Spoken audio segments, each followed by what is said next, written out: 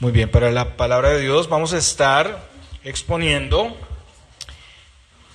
Marcos capítulo 2, versículos 1 al 12. Evangelio de Marcos capítulo 2, versículos 1 al 12. Una vez estemos ahí, vamos a ponernos en pie y con toda reverencia vamos a dar lectura a la palabra de Dios.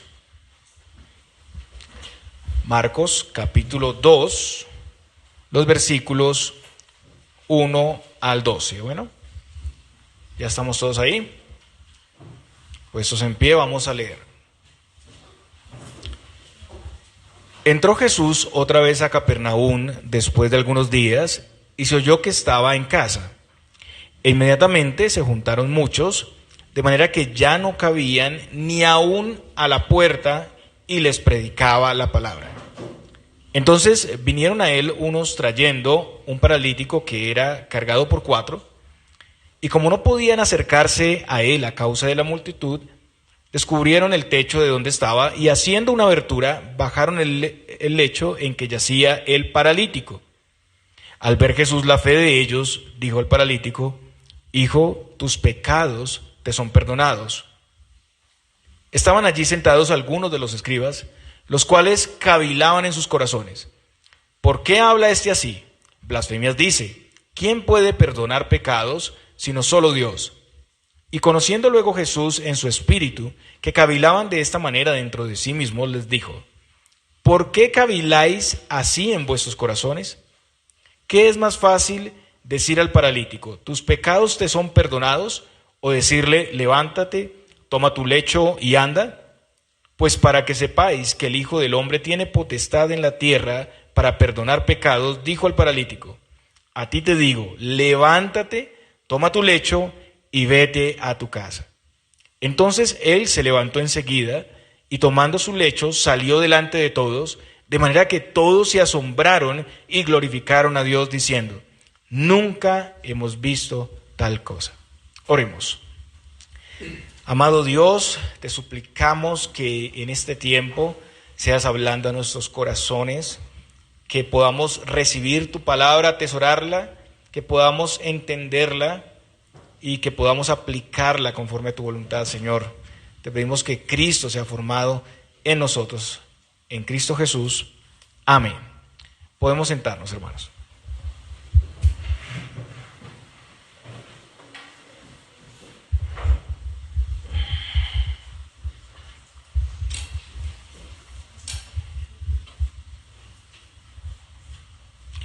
Seguimos exponiendo la palabra de Dios como siempre. Iniciamos un libro y vamos hasta el final exponiendo cada pasaje. Y en los sermones pasados vimos que con el encarcelamiento de Juan el Bautista, el Señor inicia una nueva etapa de su ministerio en Galilea y en las regiones vecinas. Durante ese tiempo, como hemos visto, el Señor se hace famoso en esas regiones, autenticando su identidad como el Mesías prometido, al predicar con verdadera autoridad el Evangelio y al hacer señales incuestionables, señales asombrosas.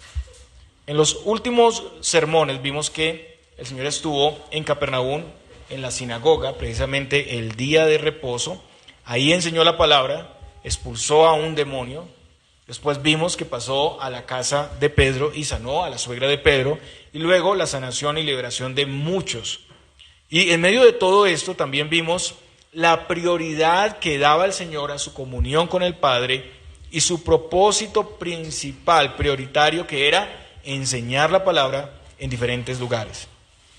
Por último, en este grupo de señales vimos la sanación de un leproso y el testimonio ante la autoridad correspondiente, el sacerdote. Él debía ir ante el sacerdote y mostrar que había uno entre ellos que había sanado la lepra. El Señor estaba autenticando su identidad ante los judíos. Pero vimos que el Señor le prohíbe al leproso hablar de ese milagro, pero el leproso no le hace caso y eso trajo consecuencias. Por las multitudes, el Señor no pudo entrar más a la ciudad abiertamente a predicar, a enseñar, y a partir de ese momento el Señor tuvo que ir al desierto y las personas venían a Él de todas partes. Lo más seguro es que continuara ahí recorriendo los lugares vecinos, las sinagogas de los demás lugares de Galilea, como él mismo se había propuesto hacer. Eso lo vemos en Marcos 1, del 38 al 39. El día de hoy, hermanos, vamos a ver, en primer lugar, la fama de Jesús y la envidia de los líderes cristianos. Hay una tensión creciente que empieza a hacerse más fuerte a causa del ministerio del Señor.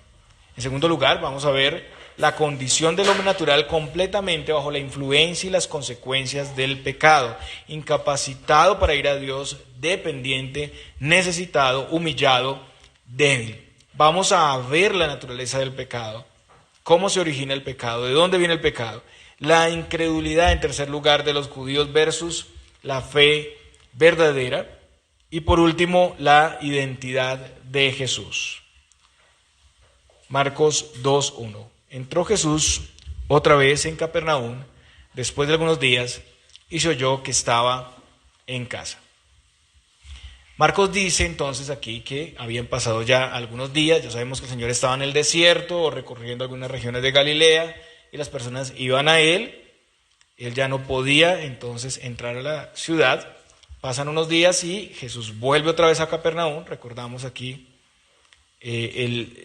al inicio de su ministerio público, el Señor había dejado Nazaret para vivir en Capernaum, esta era su casa, y las personas se enteraron que estaba ahí en Capernaum, y seguramente era la casa de Pedro de nuevo que estaba ahí, y el versículo 2 dice, inmediatamente se juntaron muchos, de manera que ya no cabía ni aún a la puerta y les predicaba la palabra.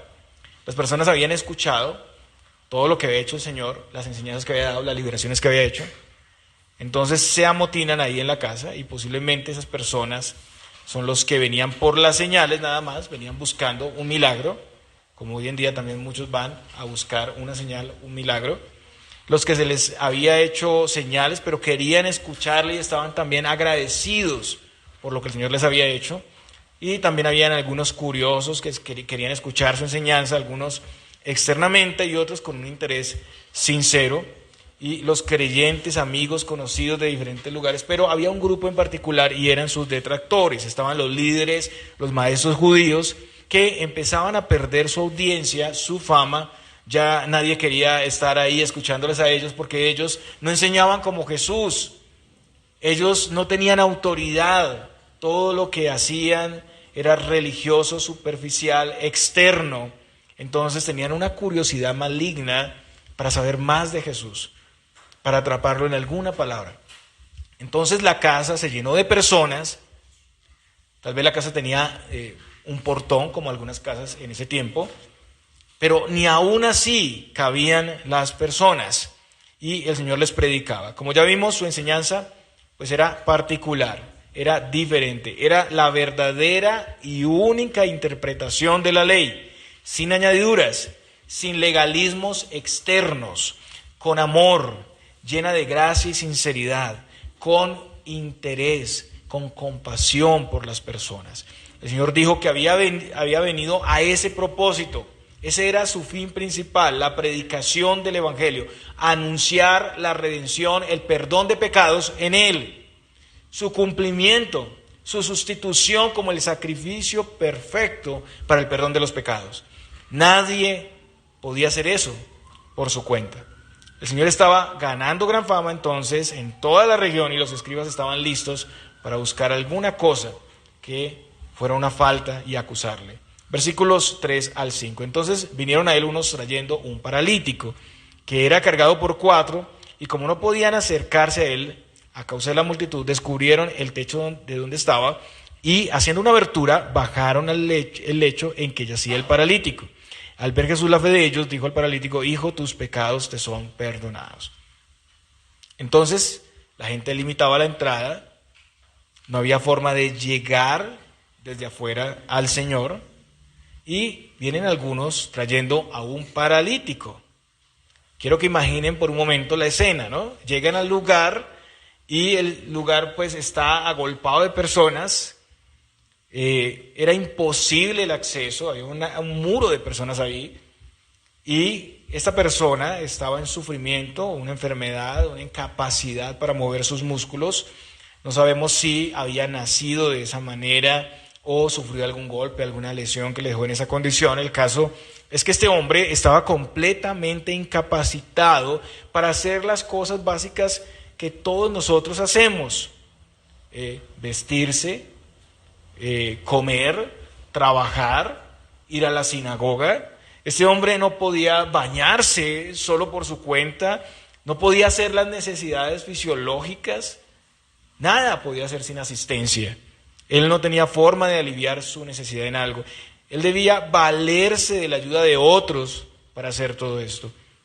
Y estamos hablando de una época donde no existían cosas como las terapias, cosas para dar fuerza a los músculos, medicamentos especiales relajantes musculares, la almohadita cómoda para la cabeza, todo ese tipo de cosas que hoy son beneficios, pañales para esas personas que los necesitan, pañales para adultos, ni clínicas como las conocemos hoy. No había nada de eso. Este hombre vivía una tragedia, vivía una situación muy difícil de soledad, de desespero, de ansiedad.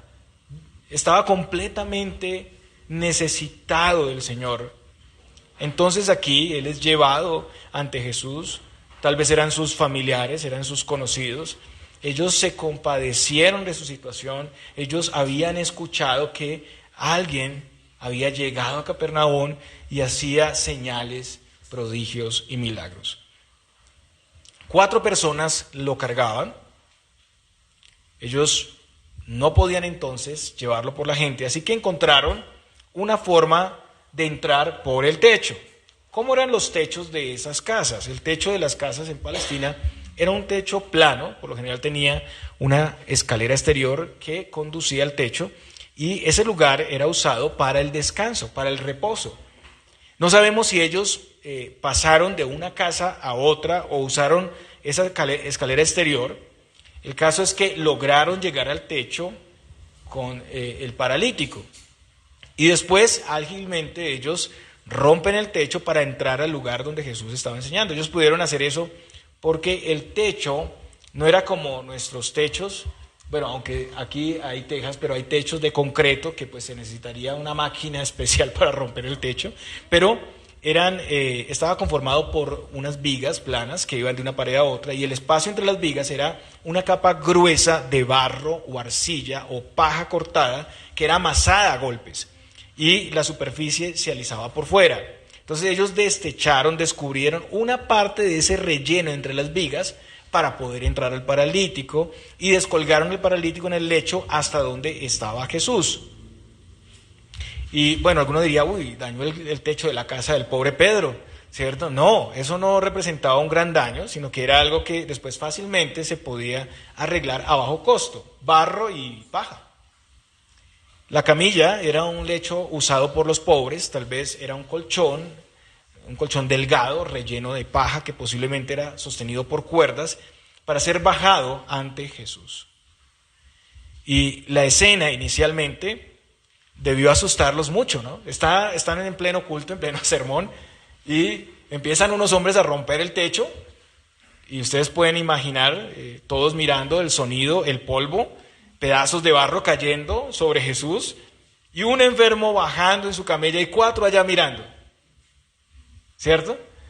Algo que usualmente no ocurre, y donde hoy en día donde pasara esto en el techo y alguien resultara ahí, nosotros estaríamos preocupados, asustados, se metió un ladrón, ¿cierto?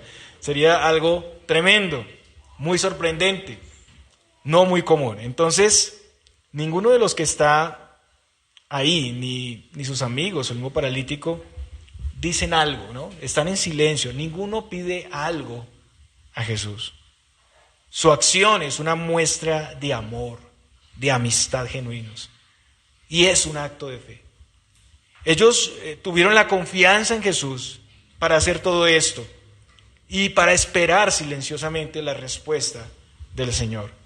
De la misma manera, todos nosotros somos llamados en el trabajo de conducir a muchos incapacitados espiritualmente ante Jesús. Para esto, hoy en día hay muchos obstáculos que superar. En primer lugar, un amor desinteresado y sacrificial. Casi nadie quiere buscar eso. En nuestra condición natural buscamos intereses, ¿no? Nadie quiere pagar el precio por el otro, cargar a otro, recibir el esfuerzo, tener que romper cosas para que otros puedan acceder. En segundo lugar, una confianza en lo que el Señor puede hacer y no en nuestras capacidades. Y tercero, muchos techos que romper, la cultura, las metodologías y formas humanas y religiosas que hacen más lejano a Cristo y su gloria de las personas. Estos hombres no pusieron más obstáculos, no pusieron más distancias a este hombre necesitado. Antes ellos le facilitaron el camino al Señor, pusieron de sí, buscaron cuerdas a su propio costo, ingeniaron la manera de llevarlo y cargaron con su peso. A veces las personas se enfocan en hacer más difícil el acceso al Señor, más costoso para la persona el acceso al Señor. Por lo general los más pequeños, como los niños, o los más ignorantes, los no creyentes, o los débiles, como los ancianos, o los más necesitados, los pobres o los pecadores. La mayoría no tiene paciencia con los débiles. Las iglesias muchas veces tienden a convertirse en una élite académica, supraespiritual, donde no hay lugar para el necesitado, donde el pecador que necesita libertad no encuentra acogimiento y apoyo. Este era el ambiente entre los más religiosos y aparentemente espirituales de la época, sin compasión, sin amor. En Mateo el Señor dijo lo siguiente, Mateo 23:13: mas ay de vosotros, escribas y fariseos, hipócritas, porque cerráis el reino de los cielos delante de los hombres, pues ni entráis vosotros ni dejáis entrar a los que están entrando. Los escribas y fariseos hacían énfasis en una justicia externa, superficial, en mandamientos de hombres añadidos. Eran hipócritas, ponían cargas sobre los demás que ellos no se atrevían a llevar y hacían sonar trompeta por sus obras. Con todas estas añadiduras, a la verdad, alejaban a las personas del Señor y eran obstáculo para que conocieran y entraran al reino de Dios. El contraste aquí es notable. Los amigos del paralítico abrieron el camino, le llevaron a Jesús a costa de su compasión y esfuerzo. Y los escribas y fariseos estorbaban el acceso al pueblo con su religiosidad, su hipocresía y sus mandamientos humanos. No deberían ni siquiera estar ahí haciendo estorbo a los que verdaderamente necesitaban del Señor. Y aquí debemos preguntarnos, ¿en qué lugar estamos nosotros, hermanos? ¿Con qué grupo nos identificamos? ¿Cómo estamos trabajando esforzadamente para llevar a las personas a Cristo? ¿Qué moldes, qué limitaciones estamos imponiendo a quienes necesitan venir verdaderamente al Señor? ¿Estamos trabajando en nuestra iglesia para que los no creyentes puedan acercarse libremente al Señor? Las personas que invitamos a la iglesia pueden sentirse atendidos, recibidos, amados. Pueden sentirse como uno de nosotros al tener acceso al Evangelio, al compañerismo. O hemos formado un escenario solo para nosotros, un lugar donde solo los iguales a nosotros tienen cabida, la rosca, como muchos dicen hoy en día. A veces en nuestras iglesias el muro, como en esta historia, no es el techo, sino las personas que hacen imposibles que alguien pueda venir a Jesús. Muchos hacen más para mantener alejados a los necesitados que por acercarlos. ¿Y cuál fue la respuesta del Señor? Versículo 5. Al ver Jesús la fe de ellos, dijo al paralítico: hijo, tus pecados te son perdonados. ¿Cuál fue la preocupación prioritaria del Señor, hermanos? El pecado del paralítico. El pecado del paralítico. Esto fue lo que el Señor inicialmente trató y mostró a sus oyentes.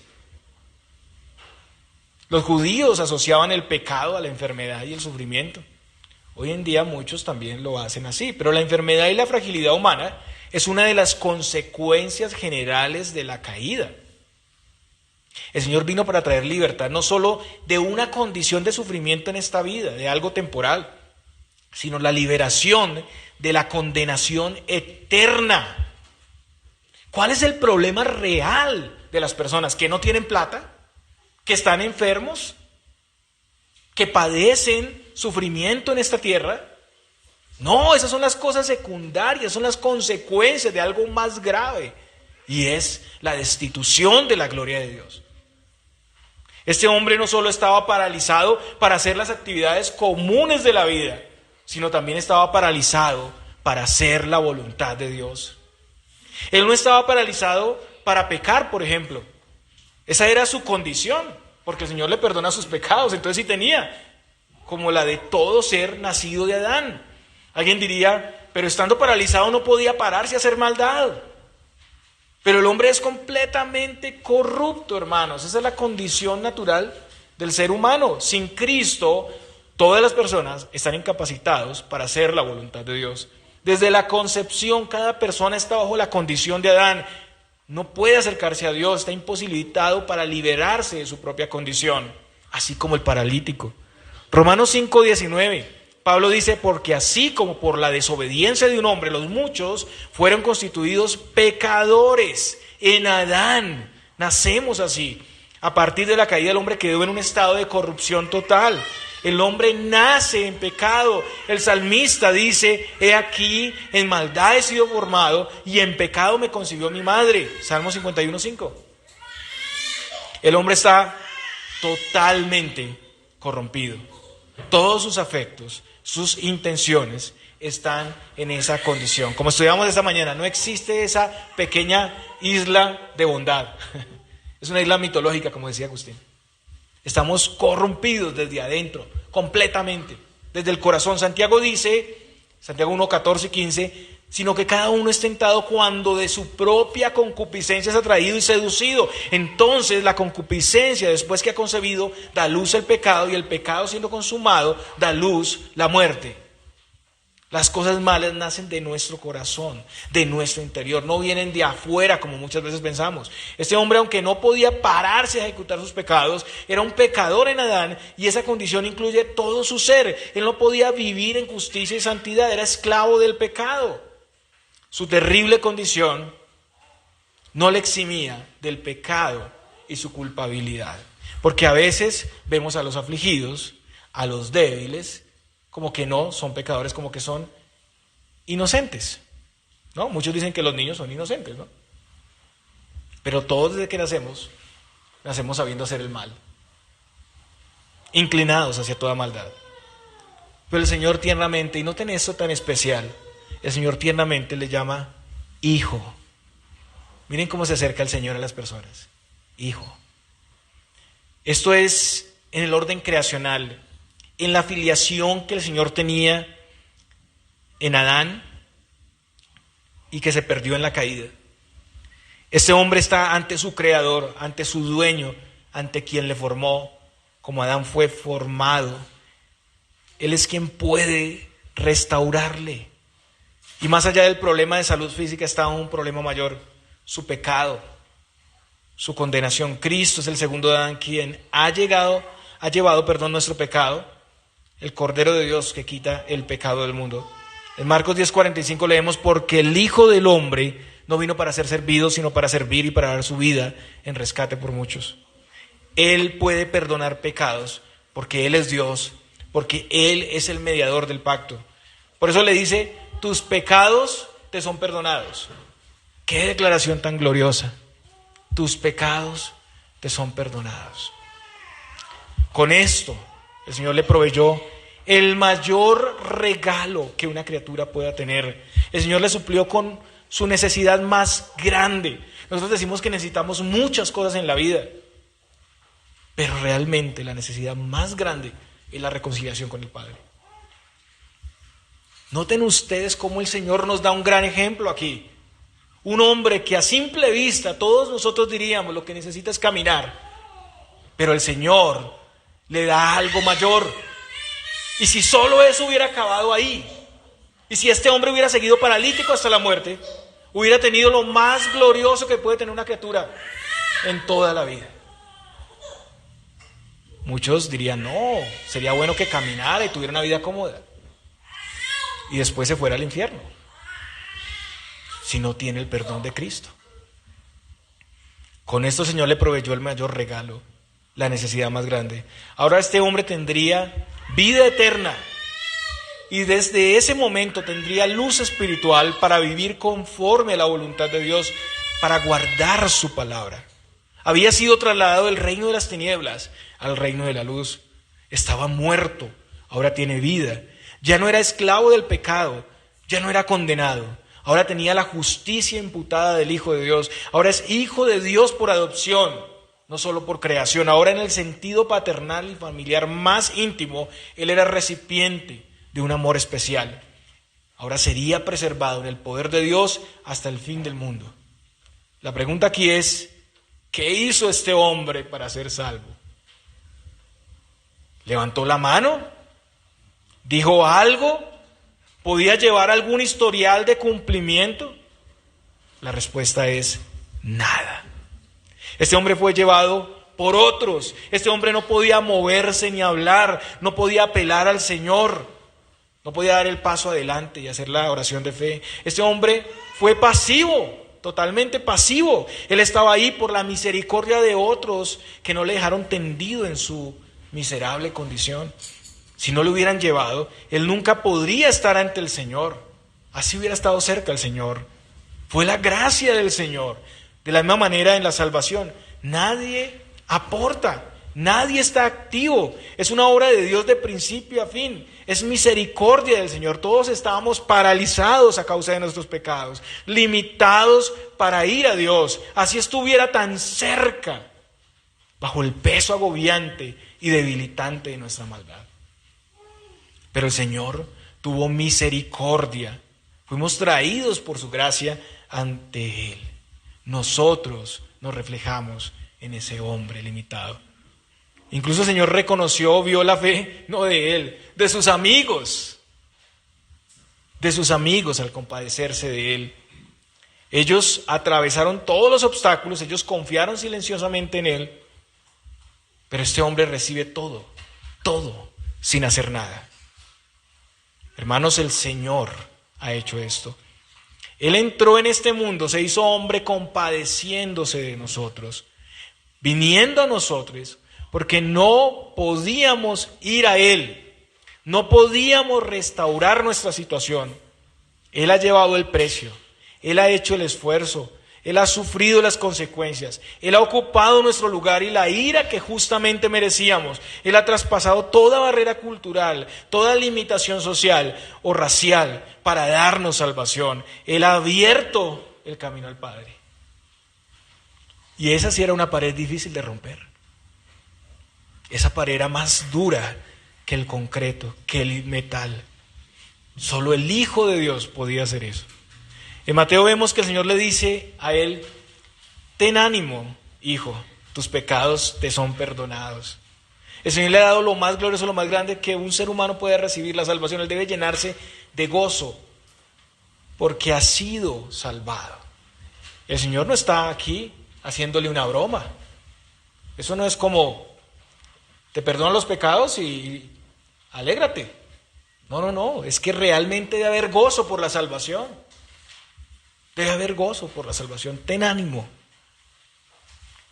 Ahora, en los versículos 6 al 7, tenemos la respuesta de los oponentes. Estaban allí sentados, algunos de los escribas, los cuales cavilaban en sus corazones. ¿Por qué habla este así? Blasfemias dice. ¿Quién puede perdonar pecados sino solo Dios? Entonces aquí no había nada más y nada menos que una comisión de escribas. No era solo uno, habían varios ahí. Pero como ya dije, no para glorificar la palabra del Señor, sino para juzgar, para atrapar al Señor en alguna palabra. En sí ellos eran guardianes, inspectores de la verdad. Ellos tenían la comisión de hacer diferencia entre los verdaderos y los falsos profetas. Pero ahora ellos están perdiendo su popularidad y además interpretan, o podemos interpretar, que ellos tenían envidia del Señor. Por eso están aquí ocupando los primeros puestos para no perder ningún detalle. Y al escuchar las palabras de Jesús, pensaban dentro de sí. Miren el versículo 7. ¿Por qué habla este así? Blasfemias dice. ¿Quién puede perdonar pecados sino solo Dios? Noten que se habla aquí en plural. Todos, no solo uno, estaban meditando lo mismo en sus corazones. Ellos tenían la misma idea, estaban cuestionando lo que estaba pasando. Al decir el Señor que le perdona los pecados de este hombre, también Él les está dando una pequeña revelación de su ser. Noten ustedes, ellos podían claramente identificarle como el Mesías que vendría para ser el mediador del pacto, quien podía perdonar los pecados y por ende Él era Dios hecho carne. Ellos habían visto ya las señales incuestionables que le identificaban como el Mesías, ya había echado fuera demonios, había sanado completamente y con toda autoridad. Además, el sacerdote debió autenticar el milagro del leproso, o sea, ya había suficiente evidencia para creer en él, pero ellos no creyeron, no le identificaron como el Mesías. Perdonar pecados era algo que solo Dios puede hacer.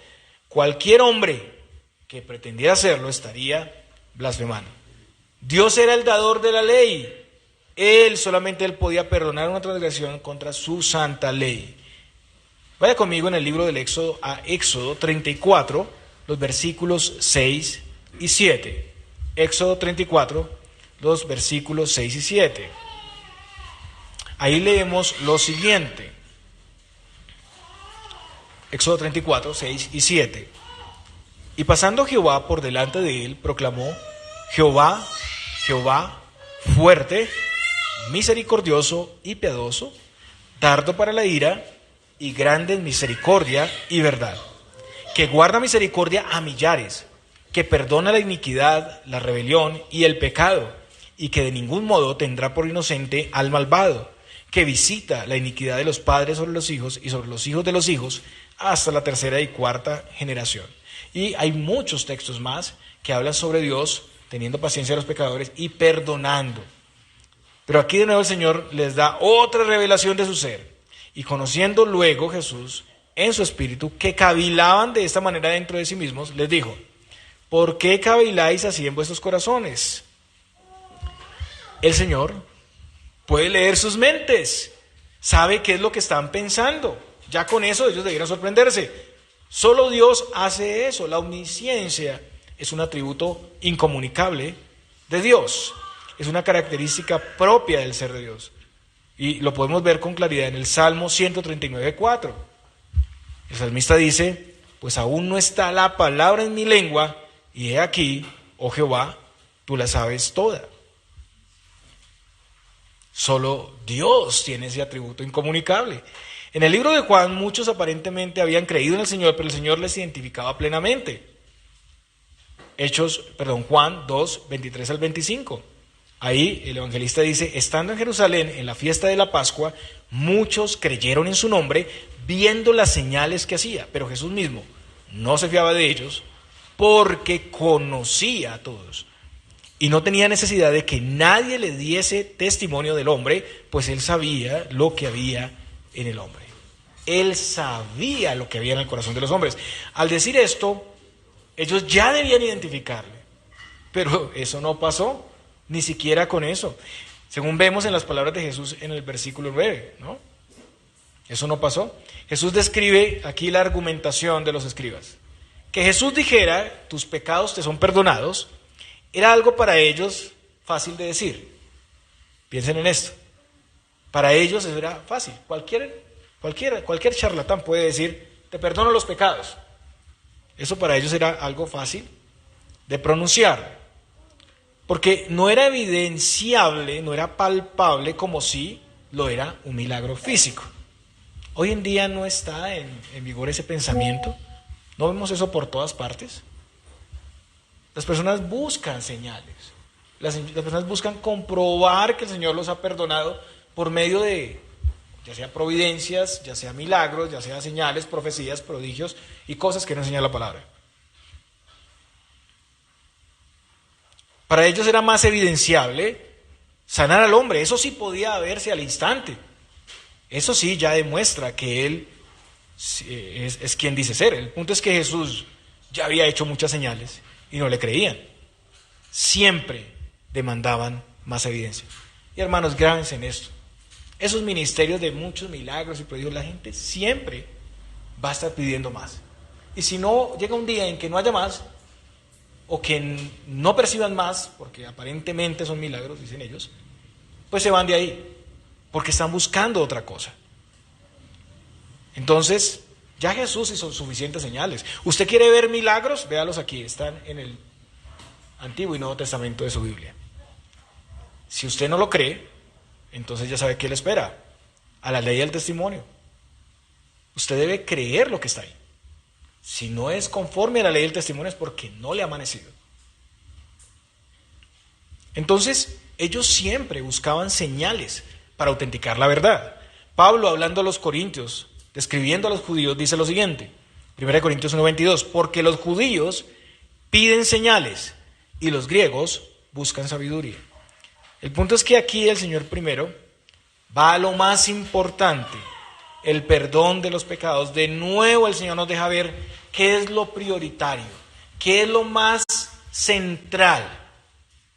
Entonces, este cuestionamiento del corazón de los escribas solo muestra lo que ellos buscan, en lo que estaban centrados, los beneficios de esta tierra, milagros, todo lo externo. ¿Qué es más fácil?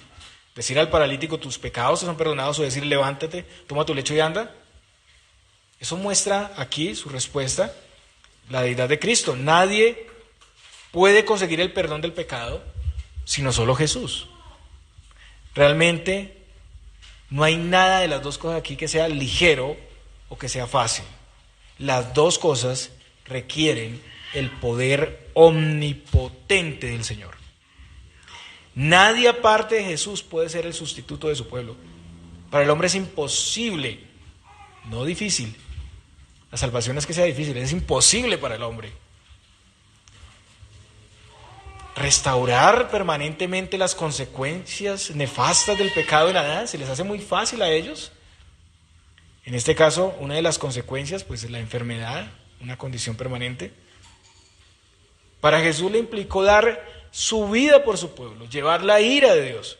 Ninguna de las dos cosas aquí dichas, la salvación y la sanidad física, es posible para el hombre en sus fuerzas. Pero una es prioritaria. Una es la base de todas las demás cosas y es la salvación en Cristo. El milagro externo, físico, fue hecho como algo inferior, como algo opcional y solo para que los escribas y los que escuchen esta enseñanza, aún en este tiempo, sepan que Jesús ha hecho lo más grande y glorioso, que Él tiene el poder en la tierra de perdonar pecados. No lo duden, hermanos, no lo duden. Deberíamos gloriarnos más en lo que no se ve. Como el Señor lo dijo a Tomás, porque me has visto, Tomás, creíste. Bienaventurados los que no vieron y creyeron. En el perdón del pecado, en la salvación, no en los beneficios consecuentes. Y al igual que al instante, sin un pago previo, sin méritos ni condiciones, y por su misericordia, el Señor sanó al paralítico. Pues para que sepáis que el Hijo del Hombre tiene potestad en la tierra para perdonar pecados, dijo al paralítico, a ti te digo, levántate, toma tu lecho y vete a tu casa. Y aquí vemos que el Señor se describe como el Hijo del Hombre. Está mostrando aquí algo particular, que Él siendo Dios había tomado una naturaleza humana para ser el sustituto de su pueblo, para sufrir en nuestro lugar, para ser el siervo sufriente, el que será despreciado, azotado, el varón de dolores. El milagro fue hecho para que ellos sepan, para que ellos tengan evidencia de que Jesús perdona el pecado y que su perdón es verdadero, es legítimo. Hoy en día usted debe creer esto, hermanos, porque ese es el evangelio del Señor.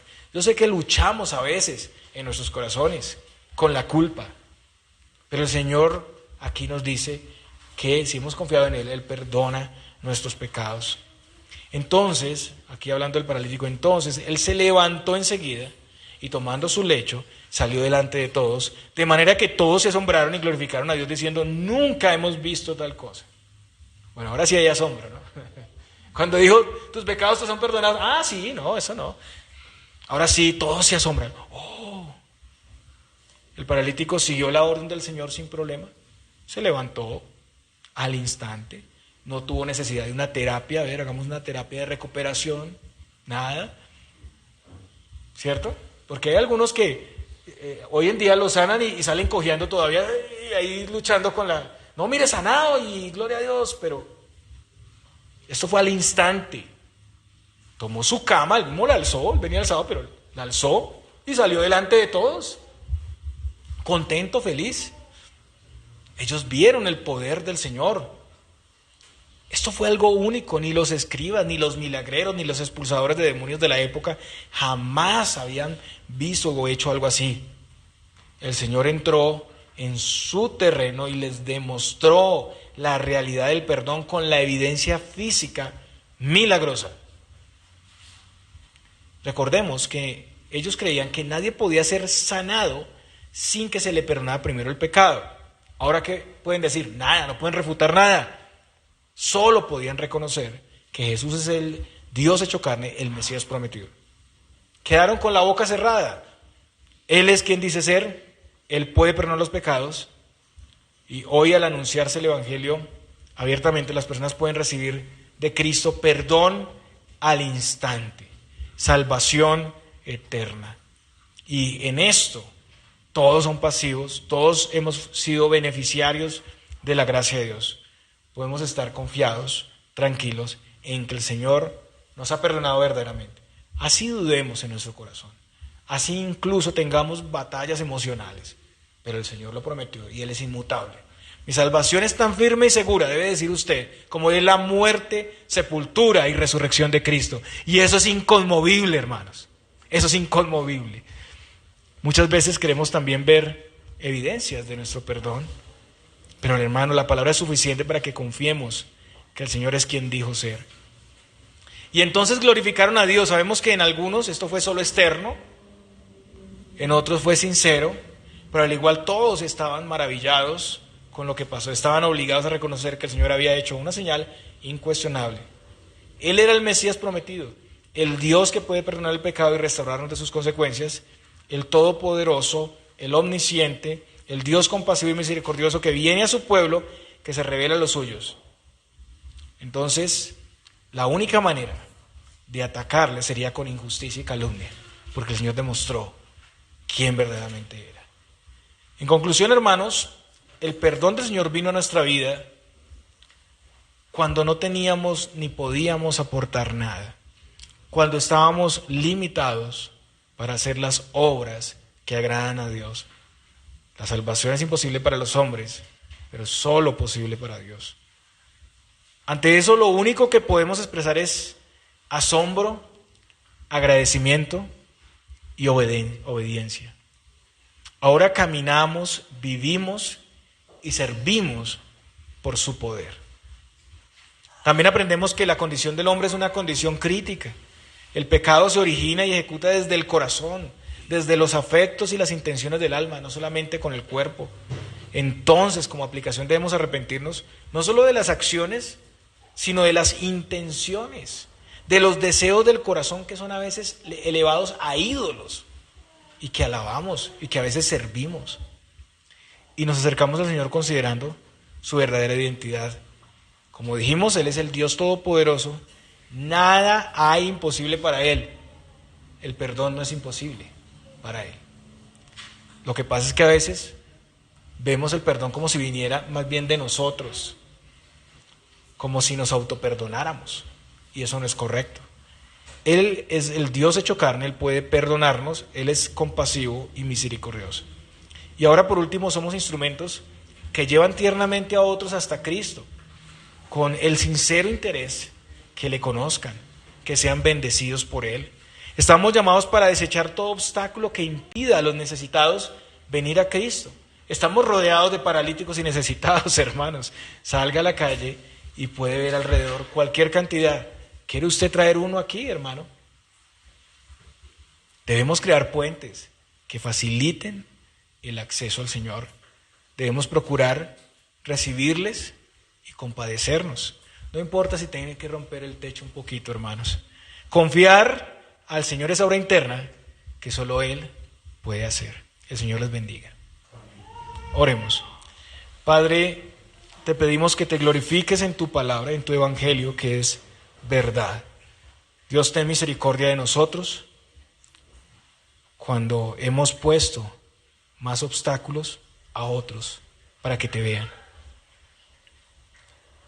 Conviértenos en siervos útiles que hacen su trabajo sencillamente predicar el Evangelio, traer a los que tú, Señor Dios, en tu decreto soberano has determinado que sean salvos, que nosotros no conocemos, Señor Dios, pero que es evidente que todos están necesitados y que a todos debemos llevar la semilla del Evangelio.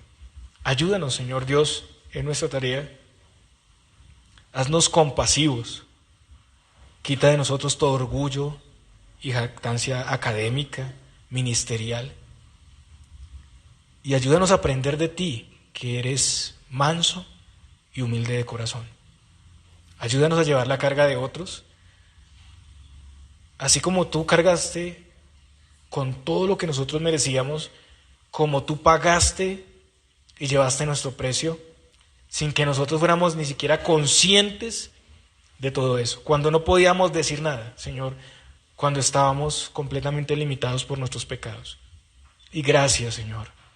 Gracias por sacarnos de nuestra parálisis espiritual, de nuestra muerte en delitos y pecados, porque peor que paralíticos estábamos muertos, pero tú nos diste vida.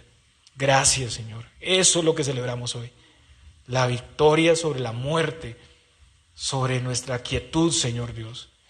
Señor, te pedimos que levantes este cuerpo paralizado de nosotros, que podamos servirte, que nos avives, Señor Dios, y que nos dispongas para hacer la obra del ministerio, para reflejarte a ti en este mundo.